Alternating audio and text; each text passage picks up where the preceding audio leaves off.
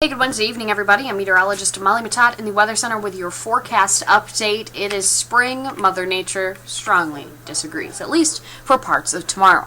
Remember that big temperature swing that we've been talking about since the weekend. Tomorrow's the day, and depending on where you live in central New York, it could feel like a totally different season. Winter will be to the north and northwest of Syracuse.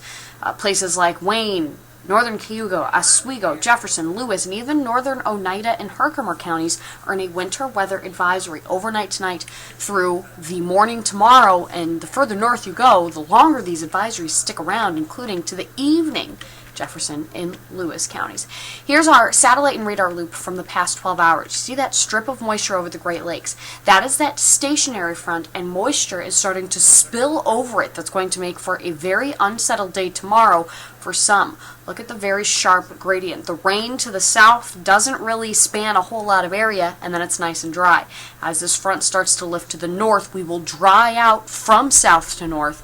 It'll also allow warmer air to start to flood into our southern counties. So here's what we're thinking, and we'll plan it out for you hour by hour with Futurecast. That stationary front bulges just a little overnight. That means places along I-90 and into Syracuse may still have some rain around into the evening. So if you're headed out, make sure you bring at least the umbrella, if not the rain jacket. But the further north that you go, the cooler it is, and that means that rain tapers off into what could be some snowfall. The further north you go, we could see a few inches of snow accumulation, very possible by the end of the day on Thursday. But look what happens. This area of low pressure starts to ride the stationary front. This is going to kind of accelerate things. It's going to push that mild air to the north. That stationary front turns into a warm front. That means Syracuse and places south will see temperatures in the 50s and 60s. Meanwhile, up to the north, still a wintry mix expected through 5 o'clock on Friday. And that will leave them out in the cold, highs likely only reaching the 30s and 40s. So again, it will be a really big temperature gradient depending on where you live in central New York.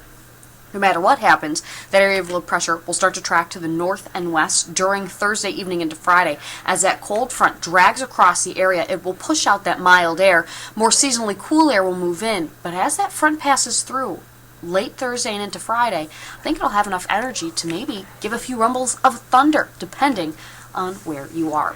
Rest of your 7-day forecast shapes up like this. Down the temperatures go during the day on Friday, and that's as that cold front pushes through. Some showers that are lingering will eventually change over to flurries as the breeze picks up.